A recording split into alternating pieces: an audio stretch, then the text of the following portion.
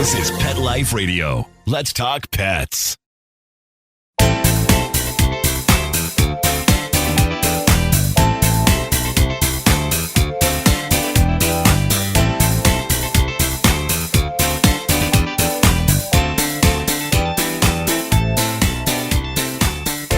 Welcome to Covered in Pet Hair, a boozy web show for pet lovers on Pet Life Radio.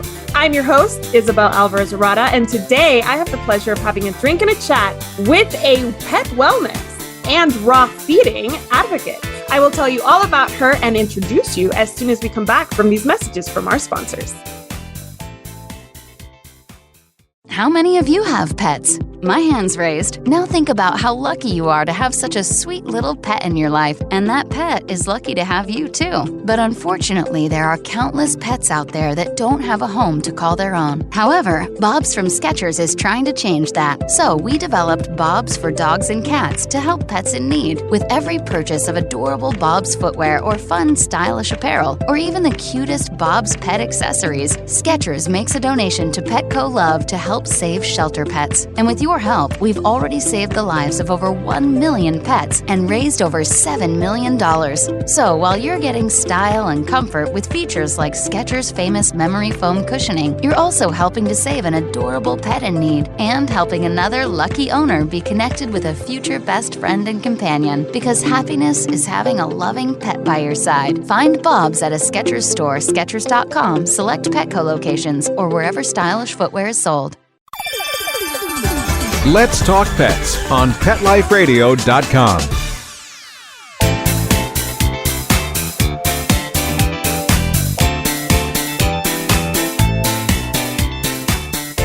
Welcome back to Covered in Pet Hair. I'm your host, Isabel Alvarez-Arata, and today I have the pleasure of having a drink and a chat with a pet parent, a foodie, a tea drinker. She's originally from Oregon, but currently lives in Washington State. She shares her life with her 4 dogs, Rodrigo, Scout, Zoe, and Apollo, and a cat by the name of Cosmo. She also shares her life with her better half and best friend. She's the author of A Novice's Guide to Raw Feeding for Dogs. She's the creator behind the Keeping the Tail Wagging blog, which focuses on raw feeding, pet wellness, and life as a crazy dog mom. She's the co-host to the wonderful Girls with Dogs podcast, and her name is Kimberly Gauthier. Welcome, Kimberly. Thank you so much. I didn't realize I had so much on my resume. Wow. I'm sure you have plenty more. That was what I came up with to keep it short. It's so good to have you on the show. I followed you for years. Thank you so much. I'm so excited to talk to you. This is fun. This is going to be awesome. I am not a raw food feeder, but we're talking about dogs today specifically. So raw dog food feeder, but I do know a thing or two about raw dog food because I did feed in the past. My dogs had like a DIY raw, but I have binged your entire channel this week. I have listened to your podcast, and oh my goodness, I don't know half of what I thought I knew. Before I started listening to your channel. You are a wealth of information, and we're going to get into that. But first, I want to introduce our drinking game. So anybody participating in our drinking game today, anytime you hear this word, the secret word is Rodrigo. Make sure you take a drink of whatever you're enjoying, but please be 21 and over in the US to participate. Never drink and drive, and always drink responsibly. So what are you drinking tonight, Kimberly? I am drinking a mixture of a punchy drink with black tea, with ice, and a little shot of Captain Morgan.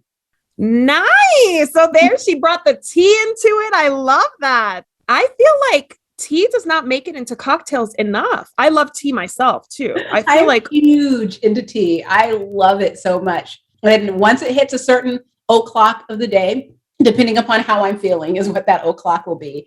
A little bit of rum goes into my tea.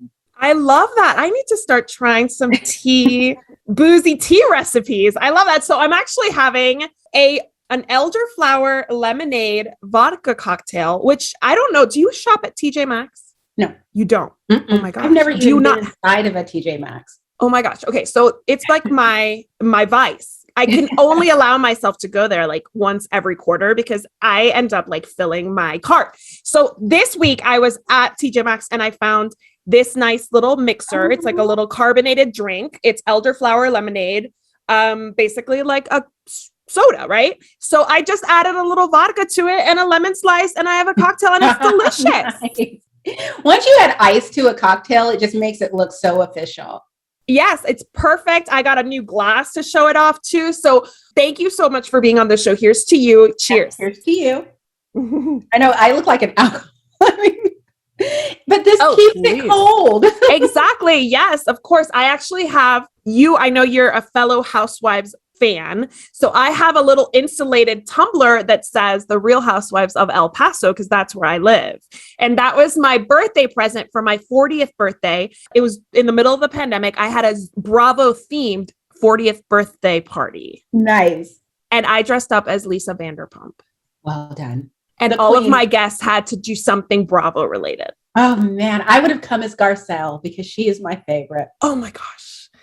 She's such a queen, and she's so beautiful, and she's basically running Real Housewives of Beverly Hills right now. I know. I love her so much. Oh my gosh. If it wasn't for her, this season would be a complete she should get a bonus check for producing because she did a good job. Yes, absolutely. Well, I want to dig into why you are the queen of raw food for dogs. I mean, you've been doing this for a very long time. Yeah.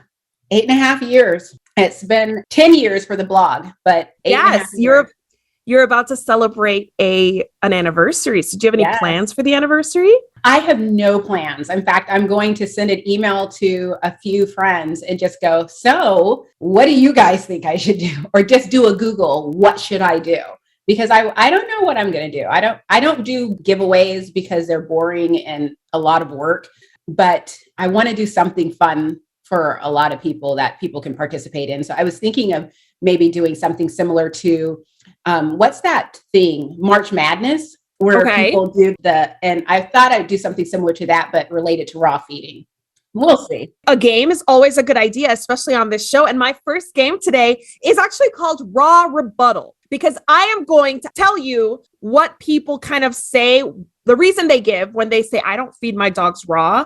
And I want you to give me a good rebuttal for it. Okay. And just so that you know, I actually sourced this information or these reasons from my pet sitters Facebook group, Pet Sitter Place. I used to be a professional pet sitter. I had a professional pet sitting business in Northern Virginia. I started a pet sitters group ages ago, and I knew that those people in there, they are dedicated to their dogs. And if they could feed raw, they would. But these are all the reasons why they won't. Okay. Are you ready to play? I'm ready. Let's bring it. All right. The first and most popular reason, which I'm sure is not going to be a surprise to you, is cost. What is your rebuttal? Yeah, it's expensive. So I'm going to put it out there. I know that there are a lot of people out there that'll tell you a bunch of stories to get you to change your mind. And no, it's not that expensive. No, it is expensive. And it's a reality. Some of us, and I'm in the some of us camp, are lucky enough to live in an area with a raw food co-op, so we can save money. I also have a garage and an extra freezer, so I can buy things in bulk, and that helps me save money as well. But the vast majority of people don't have access to all of this or space to store things in bulk, let alone the budget to buy things. And meat is going up in price. So yeah, ultimately, I found that it was cheaper for me to feed raw than to feed kibble, simply because with raw, I don't have to deal with a bunch of veterinarian appointments that I had to deal with when my dog was fed kibble. So, but you know, when you look back, if I didn't have all the resources that I have here where I live, I don't know if I would be feeding raw. I might just be feeding a mix of kibble and fresh food, because when you look at the prices around the country and around the world, you know, I don't think it's fair to just say raw feeding is cheaper, period, because for a lot of people, it's not. Right. So your blog is full of resources, but do you by chance have any resources on like starting a raw feeding co-op? I do.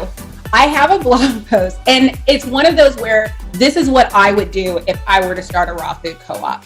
But the couple, and I actually ran it by the couple, and they used to run the co-op here. And I was told that although it was a good start, I made it look a lot easier than what it really is. Okay. And I think once you add in people to the mix, that's when things get a little more complicated because, everyone has an opinion, but it's about who you know. And if you have the time to do it, you can do it. Well, a lot of people in different areas are already involved in like pet specific groups. So it might be an easy thing to do like an offshoot of, like kind of if I'm already in like a Rottweiler group, a local Rottweiler group, maybe I, start like a raw fed Rottweiler group offshoot. So just something to consider if cost is your concern, people. And then the next one, you mentioned it already, is storage. Yeah. Yeah, a lot of people don't have a place to store or they can't, people don't know what to buy to store because there's the stand-up freezers, there's the chest freezers. And then of course, what size of freezer do you need? And do you need to have a side refrigerator? So just to be clear, I have 4 big dogs and a cat. My cat eats freeze-dried, so his stuff isn't in the freezers. I do have 2 dedicated freezers and I have a dedicated fridge. I spent less than $1,000 on all 3. I didn't buy them all together, but here in Western Washington, in a city called Snohomish, there is a lovely place called the Appliance Recycling Outlet, and it is my heaven. And I was able to get, floor model freezers that they refurbished, and I was able to get them at a fraction of the cost as I would if I went to the store. So that's how I was able to afford that. And so if you are looking for ways to cut corners, back to the first question with raw feeding or find ways to store things, start looking for places where you can get stuff secondhand. That's where you're going to be saving the money. Also, chest freezers, just FYI, they blow. They really, really do. Because once everything freezes over, you don't know what you have in there. So unless you are a magical Jenga organizer or you keep a list of what you have in there, go for the stand-up. Very good tip. So the next one is prep time. Who has the time? No, this is so true. When I was first doing DIY raw, it would take me 10 hours to do meal prep. And by the end, I was in tears. My entire body ached. I got one of those compression mats to stand on because it took so long. And they did not help because it's not like I was standing in that one spot. I mean, I'm moving all around. I had a really crappy meat grinder because, I thought I was getting a good one. It was $150. No, it was not a good one. So that took a long time. It was just a lot. It was a lot. And I learned that you get what you pay for when you invest in things. When I finally bit the bullet and bought myself a really good meat grinder, which I bought several years ago, probably 5-6 years ago, and I just replaced this year. And then I bought the exact same one and I love it so much. I went from 10 hours to 2 hours max. Wow. I mean, it's just like, because that meat grinder was like that. And also you start getting used to things, you start understanding what you need to do. The beautiful thing about raw feeding is because it's become more mainstream, a lot of things that I used to get whole, I'm getting ground today. So that saves me tons of time. I prefer to grind food because it stores in the freezer a lot easier. But yeah, it does take some time if you don't have the right tools or if you're overthinking, which is something that I used to have a habit of doing.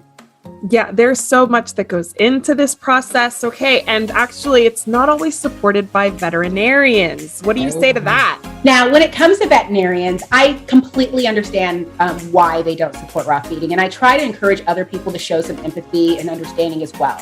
I mean, if you really think about it, if the only dogs you ever see that are super sick and raw fed, then you're probably going to have an opinion about raw fed dogs. If you don't trust your clients to do the homework that they need to do and make sure that they're feeding a nutritious diet, then you may not support raw feeding. And I can completely understand that. And what I have found is whenever I meet a new veterinarian, which is actually rare nowadays, but whenever I would, and I can always tell that I'm going to get some pushback. And it's usually like, well, you got to be really careful. And I agree. Just first of all, these guys went to school for 8 years? Right. And walked out with a tremendous amount of debt. It's like, give them the respect that they're due. And so I say, yeah, you're right. You do have to be careful. So this is why I invested in meal formulation software that I don't use. I use it for my blog, not for my dogs. But you tell them that. I invested in meal formulation software. I am not averse to working with a nutritionist to make sure I get a diet right. I use a base mix to make sure I'm plugging any type of missing holes that might be in my dog's meals.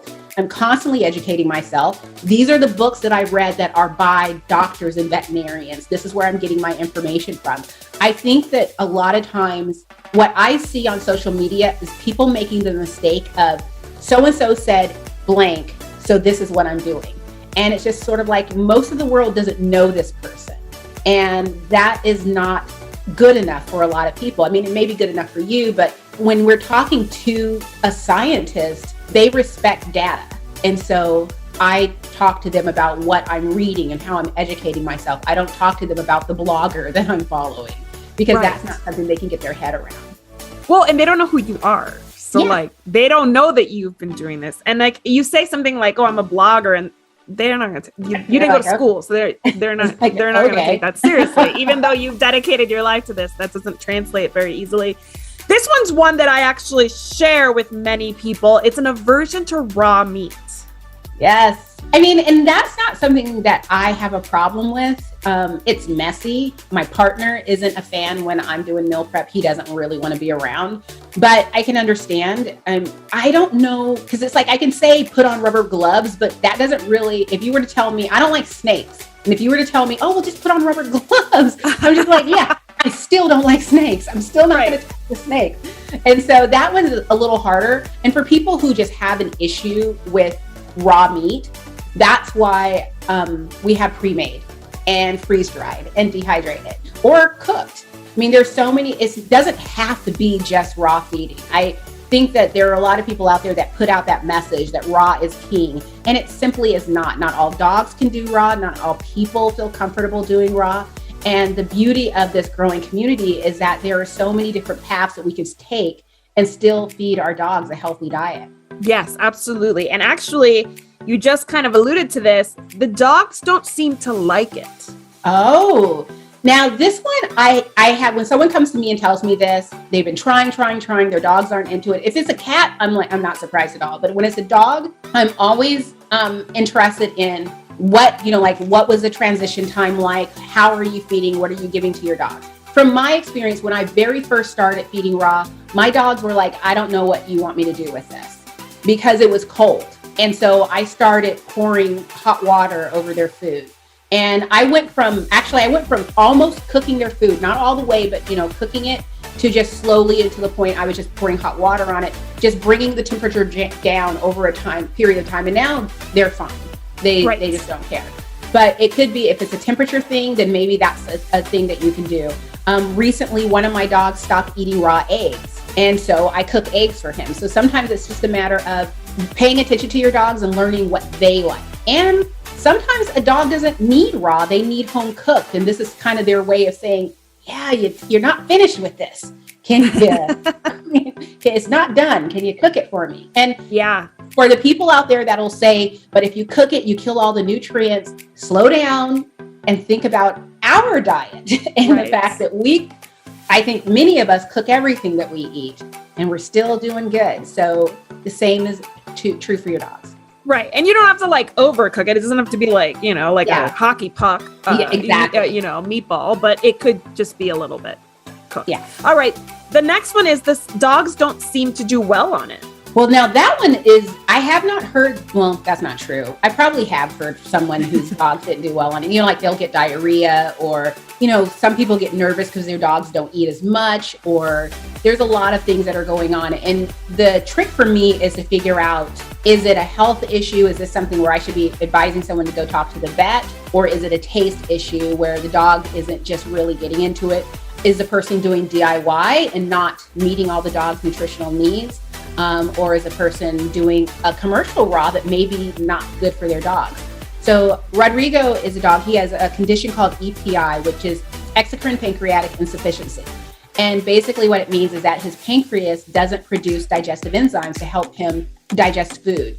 So if he didn't have a digestive enzyme that I added to his food, let sit for 20 minutes and then because it pre-digests and then I can feed him, he wouldn't be doing well on a raw food diet. He actually wouldn't be doing well on any diet. But that's an example of why a dog wouldn't be doing well, because something is missing from the diet. So it's just a matter of taking a step back and thinking, if your dog isn't doing well, what are you seeing? and what in all of those things can you take care of yourself at home. So if your dog is having digestive issues, can you add a digestive supplement to your dog's diet, or is your dog have a health issue? If your dog's skin and coat, they tell us the skin and coat's going to be gloriously healthy, but your dog looks like, basically a trash pail puppy, then maybe are you adding omega-3 fatty acids to the diet? Or are you feeding your dog a protein that maybe your dog isn't good for? I have 2 dogs that can't eat chicken.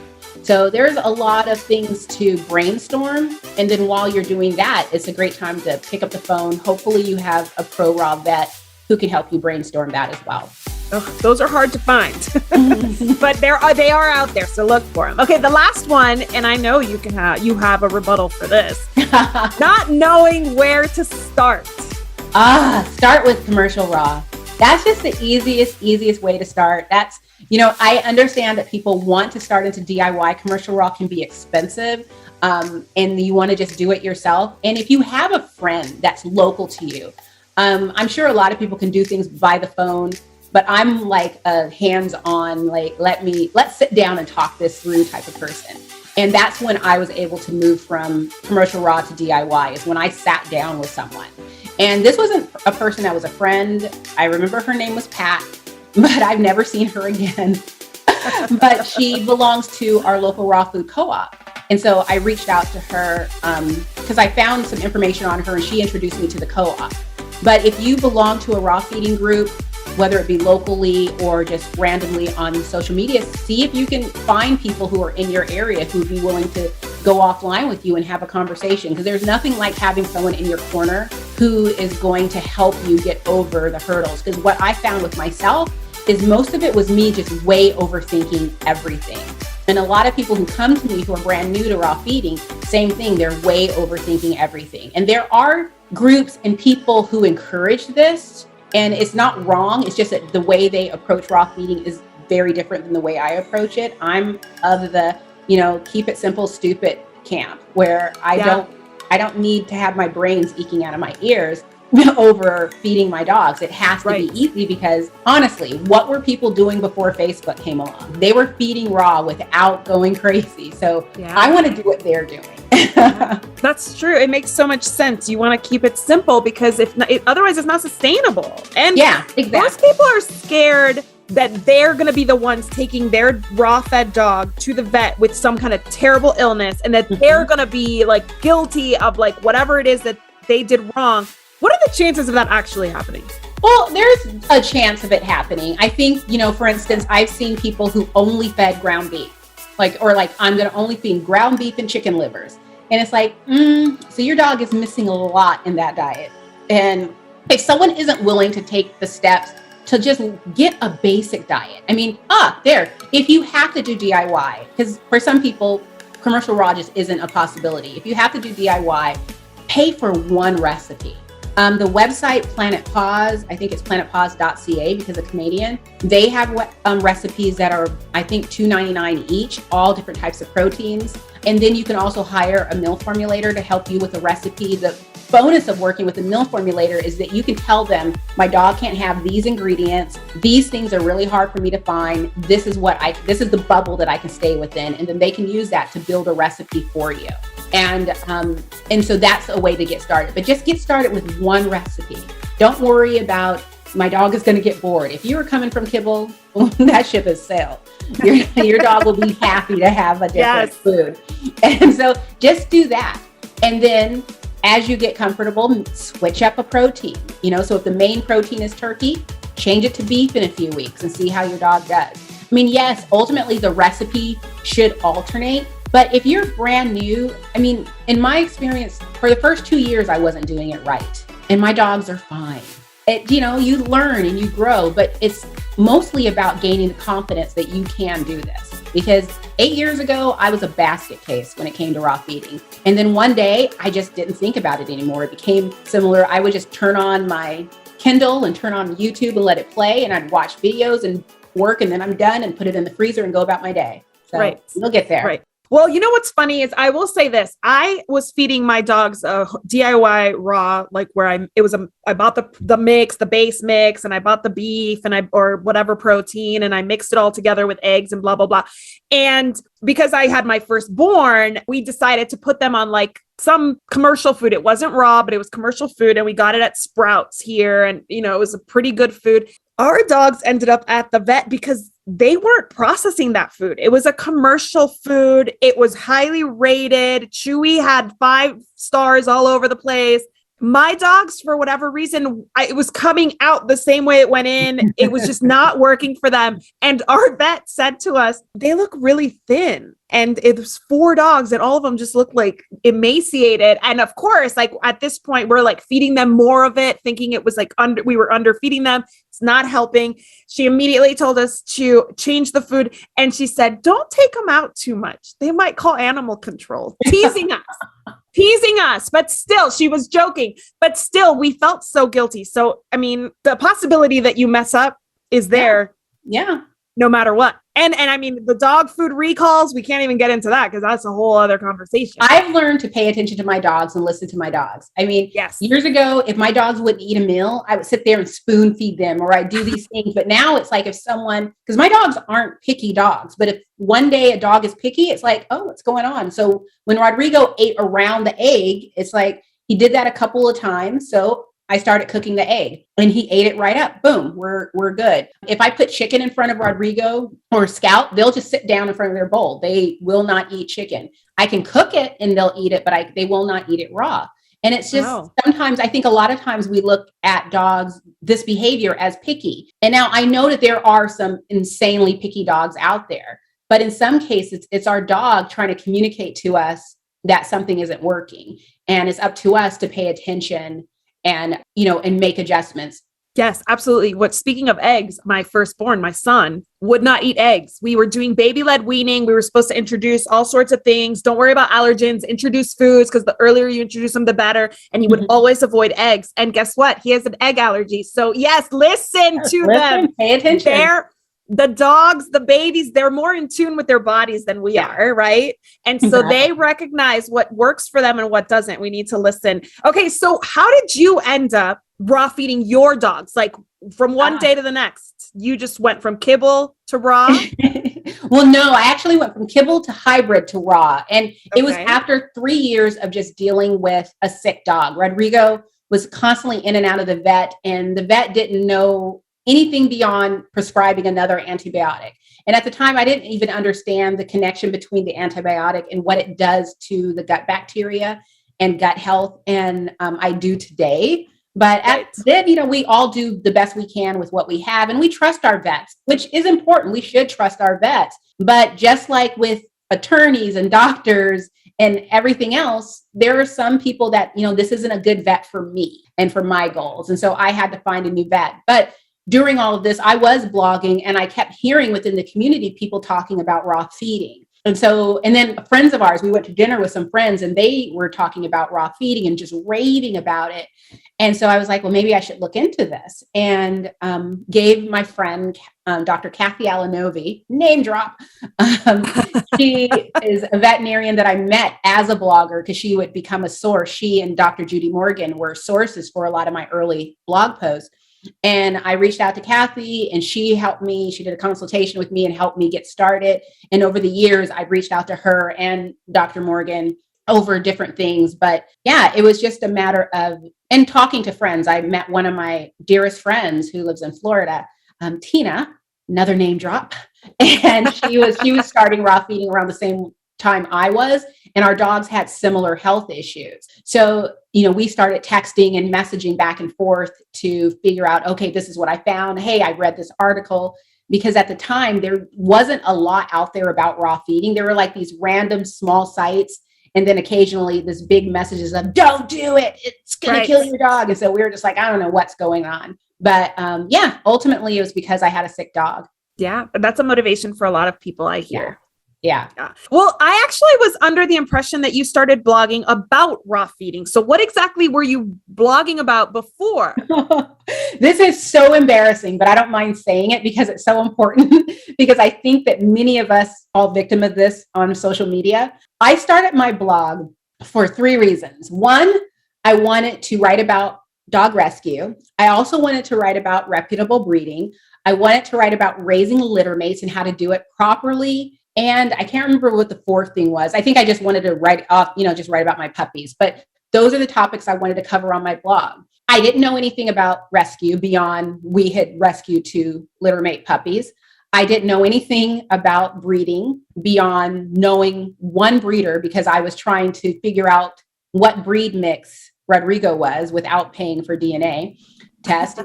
And I didn't know anything about how to train or raise litter mates other than the fact that we went and worked with a dog trainer and we had a good experience with our litter mates. I was a person who was writing about stuff that she had no business writing about. And it wasn't a year, it's probably like 6 or 7 months into raw feeding. I was doing a campaign for Hill's Science Diet. Yeah, they paid me $1,500 to write 3 blog posts about promoting Hill's Science Diet. And during that time, I used to be on Twitter. I still am, but I don't really use it. But back then, man, these people were coming for me and just like, they weren't mean. They were just sort of like, you really need to look into this food. And I'm like, oh, it's fine. Not everyone can feed raw. And I was like defending this brand to my dying death. And how times change. And someone reached out to me and they were like, I'm not shaming you for making some money, make your coin. But I was wondering if you could write more about raw feeding because I think you feed raw. And I was afraid to write about raw feeding because I thought I would lose my followers. I didn't think people would read it, but I was absolutely wrong. And I wish I knew the name of the person who asked that question because I would go back and say thank you because that question changed everything for Keep the Tail Wagging. That is amazing. Okay, well, I need to take a break. Okay. We're going to have to go to a commercial break, and then I'm going to ask you about some changes you're about to be making. So don't go anywhere. We will be right back. Take a bite out of your competition. Advertise your business with an ad in Pet Life Radio podcasts and radio shows. There is no other pet-related media that is as large and reaches more pet parents and pet lovers than Pet Life Radio. With over 7 million monthly listeners, Pet Life Radio podcasts are available on all major podcast platforms. And our live radio stream goes out to over 250 million subscribers on iHeartRadio, Odyssey, TuneIn, Stitcher, and other streaming apps. For more information on how you can advertise on the #1 pet podcast and radio network, visit PetLifeRadio.com/advertise today. Let's talk pets Let's talk pets on Pet Life Radio. Pet Life Radio. PetLifeRadio.com.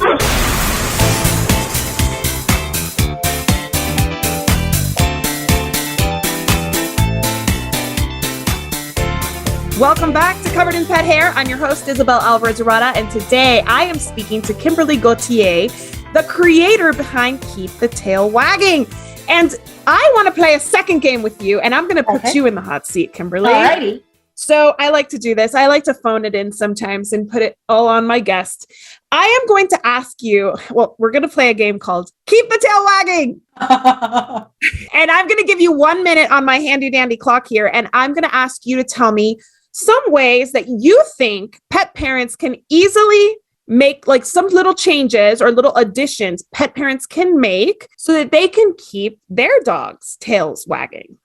Oh, good Lord. It could be literally anything. It could be talking to them nicely. It could be anything. Okay. Ready? All right. 3, 2, 1, go. Okay. So the first thing I'm going to say is start adding fresh food to the bowl. I don't care what you feed, add fresh food to the bowl. You can Google it. There's tons of information out there. What you said, talking to your dogs. I talk to my dogs all the time. Take them outside more than once a day and not just to throw them into the backyard. Actually take them for walks and runs. I play with my dogs at least 3 times a day. It makes for a happier evening in our home when we do this. hire like a dog walker, because not only are you giving someone business, but sometimes our dogs want to be with someone else and hang out with someone else. We have a dog walker. Our dogs go crazy for them. Play games in the house. You can play hide and go seek. You can play fetch and find. You can just grab balls and bounce them and play with the dogs. Allow them to have a period of time where they can bark and be free and just be dogs. When you go and get dog treats, go for single ingredient protein treats rather than the cookies, because that way you can control what's going into your dog's system and you reduce the stance of allergens or anything like that. Keep your dog's water fresh, change it every day. Wash those bowls, no matter what you feed, wash the bowls every day. And how much time do I have? You're over, but you're doing so well. Okay. I was like, this is the longest minute ever. You're done. Okay, awesome job. That was really good. I love those suggestions because they're really very simple, but they make a huge difference. All right. So second part of the interview, I want to get into some changes you're making. So you wrote a book for novices. Yes. Oh, there it is. It's called A Novice's Guide to Raw Feeding for Dogs. Yes. What is the motivation for rewriting it? I published this book, I believe it was 2017. And so it's been 4 years and so much has changed since I published this book. The way I feed my dogs has changed. I've lost a dog to cancer. I have a dog right now who's living with cancer. I have a geriatric dog now. So raising dogs with illnesses or that are aging, it changes the way you feed them. And so I have a lot more that I can add to it. I've also seen a shift in the community where the community, when I first started feeding raw, it really was about keeping it easy, keeping it simple. Whereas now it's more about meeting all your dog's macro and micronutrients, and you need to balance. And people get angry with me when I'm just sort of like, all right. And I have just a different way of approaching how to feed my dogs. And I'm able to do it while still meeting their nutritional needs. And so I want to add all of that to the book.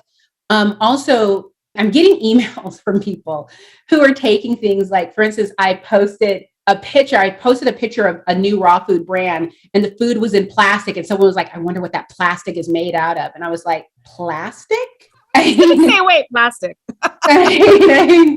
But people are, I think, and I understand it, we're afraid. I mean, even I have had to really work on my emotional response to things after having lost a dog to cancer. It makes you afraid, but I don't think it needs to be. I don't think we need to put our dogs in a bubble to keep them safe. Right. I think there are small changes we can make that will extend their lives. And I just want to share what I've learned today. That's awesome. So I did tell you that I binged your YouTube channel this week. And I'm actually going to ask you a question you asked one of your guests. Okay. What did you used to believe about raw feeding that you no longer believe? Oh my God. Simple. I actually used to believe that if I fed raw, my dogs would never get sick. I thought that just the act of me feeding a raw food diet would extend my dogs' lives, improve the quality of their lives, and that basically I wouldn't have to worry about cancer or any type of autoimmune illness because I'm feeding fresh food. And now I know that that's not true.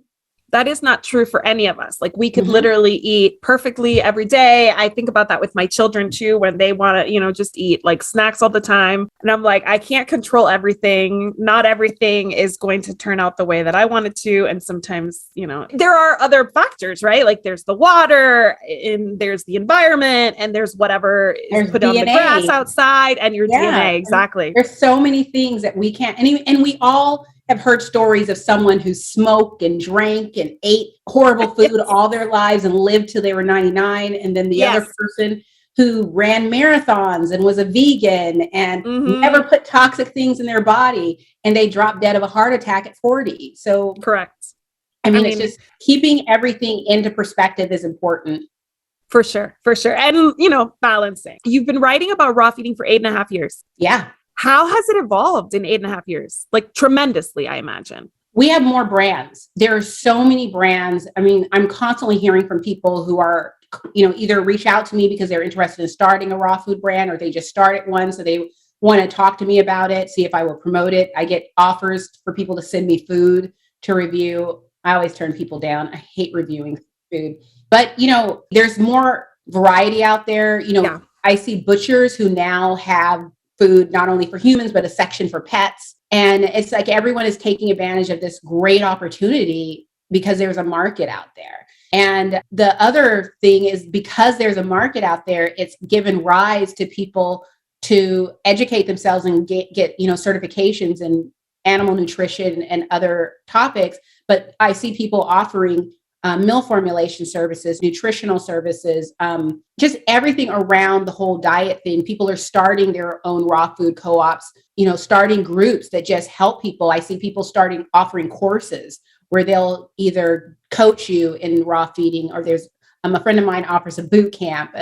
But I'm seeing it just an entire community. It's easy to actually get smothered by this community because you're so surrounded by everything raw that when you step outside of it, you're shocked, because the majority of the world still doesn't understand about raw feeding. And it's kind of weird when someone's like, you do what? And I'm like, what do you've never heard of raw feeding? And because I just assume that because you see the freezers, I'm seeing pet stores with walls of freezers. And where I live, there's a pet store that she bought the space next to her, or leased a space next to her. And it's an entire raw food space. Wow. So yeah, it's pretty amazing. I mean, the community is pretty amazing, and it's been interesting. It's also become a kinder community, which I never thought I would see happen. As I'm going through my blog and cleaning up old posts, I have content on, just basically how to survive in the toxic environment of a raw feeding group, because they used to be so harsh. I used to get kicked out of raw feeding groups, and it became a joke. It was just like, well, I'm going to try and join a raw feeding group, guys. Let's see how long I could. I mean, I would get calls from people that say, so did you leave the group, or did they kick you out? Because your profile is gray now. And I'm like, let me go check. They kicked me out. If you aren't aware, they kicked you out for sure. I mean, I was constantly being kicked out of group. I mean, it was ridiculous. But today, it's more of there are people who don't get along. I mean, there's always going to be that. You can't get away from it. But for the most part, if you ask a question, you're going to get 30 or 50 people coming through trying to help you. And something that maybe can feel overwhelming and a bit combative because people are so passionate about it, I've learned to just appreciate, because the more people I have helping me as I'm trying to figure something out, the better it is. I don't have to listen to everyone. I don't have to follow everyone's advice. But a lot of times when everyone's doing like this mind meld of why does this dog have diarrhea when nothing else is wrong, someone will come through and go, oh my gosh, my dog ate that exact same brand and he had diarrhea too. And it's like, oh, it's the food. Okay, good to know. And because I've had that with Rodrigo, where there were certain brands that he simply could not eat for whatever reason. Right. It just wasn't a good fit for him. But when I was new to raw, I didn't think that was a possibility. It's like, what do you mean? It's just raw. But there's something about it he just can't tolerate. Well, do you have a group on Facebook? I do. Okay. Tell me about your group. Keep the Tail Wagging. That's my blog. So I have the Facebook page, but I created a group either last year or this year. I can't remember. This is probably like my 5th group. And I think I got it right this time. Yay! Because instead of it being a free-for-all group where we're all just talking, which can be, for me, it's just overwhelming and I can't keep up with anything. Right. I made it a group where we're going to have discussion topics twice a week. So an example would be tomatoes. And like some people feed their dogs tomatoes. Other people are like, nope, those are the nightshade family. They're not supposed to be fed to dogs. And just having a conversation about it. And I love it. I mean, like I stopped spending time in other groups because I love my group so much, because it feels like I have a group of, I don't know if it's at 1,000 yet or not, but of people who are, we're just thinking. And it's one of those where I feed tomatoes, but I do this, or I'm concerned about tomatoes because I'm concerned about this and this. And it's all of us are talking, and it's giving us things that we didn't think about. Like, oh, I didn't think about that. And that's what I love about my group. I think that, I just come up with a topic where I just go, let's talk about blank. And I just put in my thoughts, and then we all just start talking about it. And it's just like, I think the last conversation was slowdowns, supply chain slowdowns. And it's like, what are you doing? How are you stocking up? And I gave, this is what my plan is since things are slowing down, and because of COVID, some of the companies that I bought products from that I needed closed.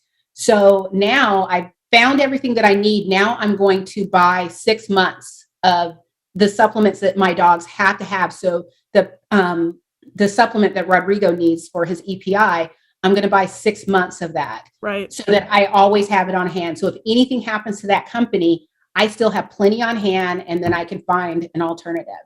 Gosh, COVID really has put a wrench in everything. It has. All right. So I cannot say enough good things about your blog. I cannot say enough good things about your social media. I've been following you for years. I'm super excited to have finally been able to meet you in person. How can our audience learn more about you? Where can they find you? And what do you offer other than the awesome content? What can they go to you for?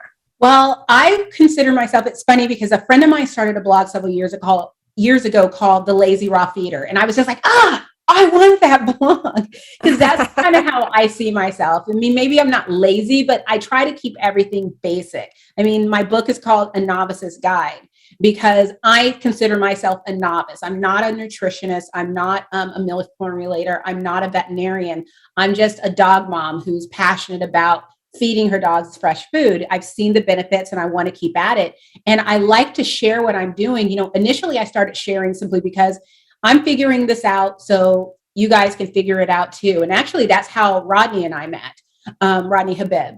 That's how he and I met, was because he was starting that journey around that time as well. But it's one of those where I want to just show people that there is an easy way. I get people who come to me who are panicked and freaking out. And before we started recording, we talked about, I have to record myself doing a meal prep simply because people don't believe me when I tell them how easy it is. I mean, it's so easy. And I want to be able to just show people, no, this is really easy. It's not complicated. I don't use calculators or software or spreadsheets. I just get in the kitchen, make some food, put it in the freezer, and go about my day. One of my favorite videos is something it was in black and white, and you just posted it a few months ago.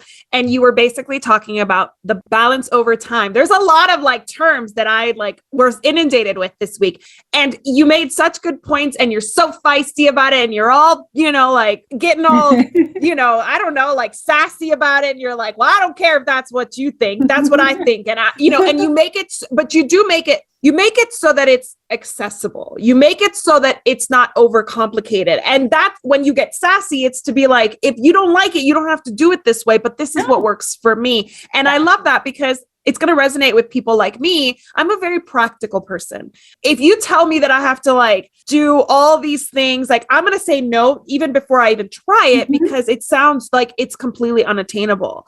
Right. So the way you break it down is so accessible, which I think is why people resonate with you. So thank you.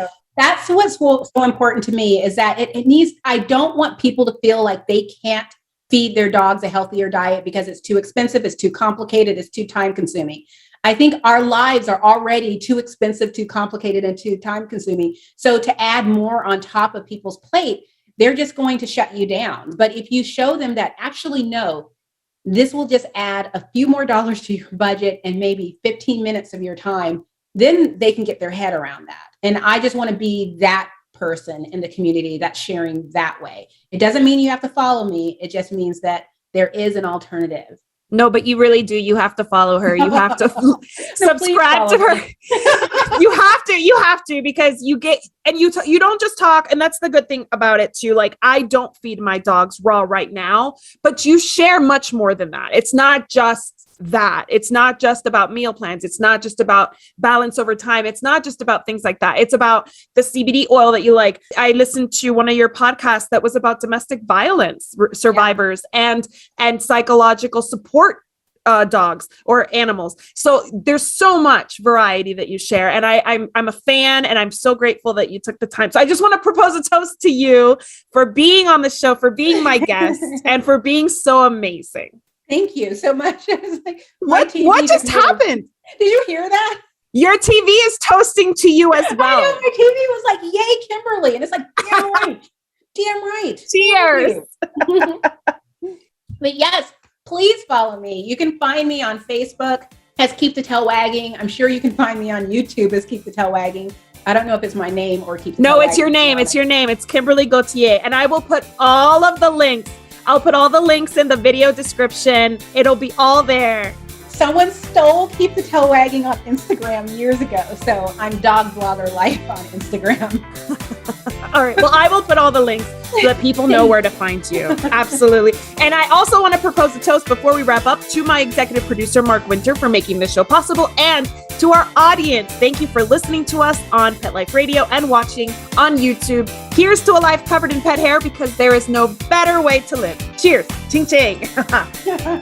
All right. To learn more about Covered in Pet Hair, please visit coveredinpethair.com or petliferadio.com. And make sure you subscribe to Covered in Pet Hair and to Kimberly Gauthier.